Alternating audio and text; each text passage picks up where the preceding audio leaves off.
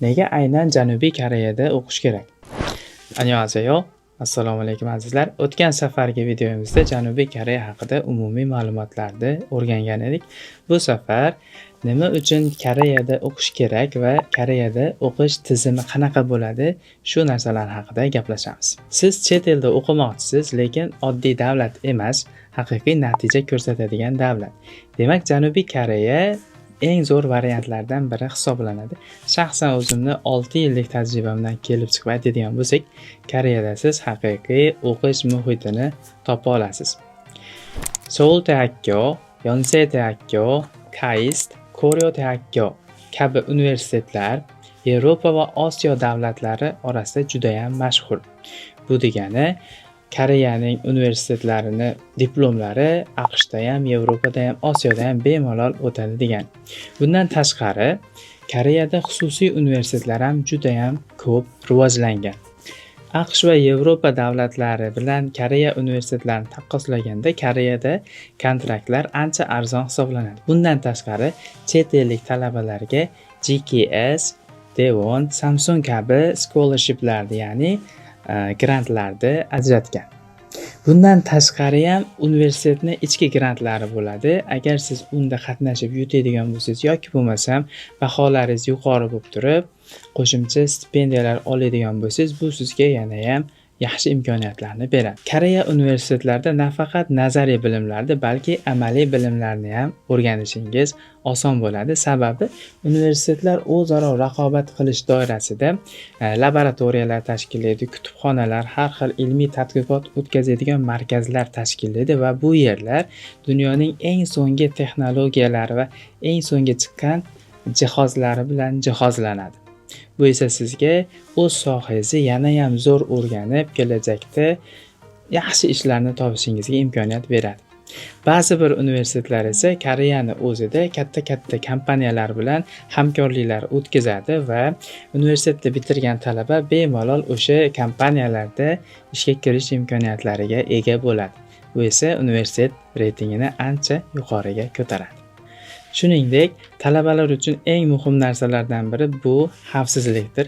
Yuqoridagi videolarda aytib o'tganimizdek, Janubiy Koreya eng xavfsiz davlatlardan biri hisoblanadi. O'sha CCTV, ya'ni yashirin kameralar borligi hisobiga va qonunlar ham chet elliklar uchun ham, koreyslar uchun ham bir xilda ishlaydi. Ta'lim tizimi haqida gapiradigan bo'lsak, Koreya ta'limni milliy strategiya darajasiga olib chiqqan. Bakalavr bosqichida talabalar 4 yil davomida o'qiladi. O'qish davomida darslar, ya'ni kredit asosida olinadi. Agar kreditlarni yetarlicha o'qiy olmasa 4 yil davomida qo'shimcha yana 2 yil o'qib, 6 yilda bitirish imkoniyatiga ega. Darslar odatda ingliz tili va koreys tilida bo'lib o'tadi. Bu sizni qaysi sohada va qaysi yo'nalishga topshirganingizga bog'liq. Darslarni baholash esa GPA, ya'ni Grade Point Average asosida baholanadi.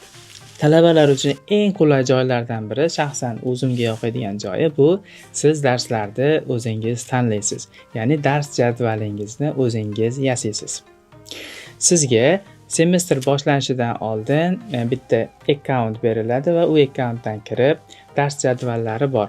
Professorlarni darslari nomi, professor ismlari va qaysi kun, qaysi soatdaligi. Xuddi o'shalarni ko'rib, o'zingizga ma'qul soatlarga, o'zingizga ma'qul kunlarga qo'yib, dars jadvalingizni tuzishingiz mumkin. Xohlasangiz 2 kun o'qiysiz, xohlasangiz 1 hafta o'qiysiz.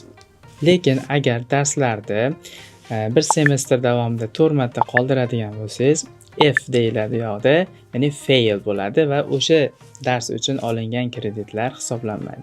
Shuning uchun darsga doim vaqtida borib va vazifalarni ham vaqtida bajarishingiz siz uchun juda ham muhim.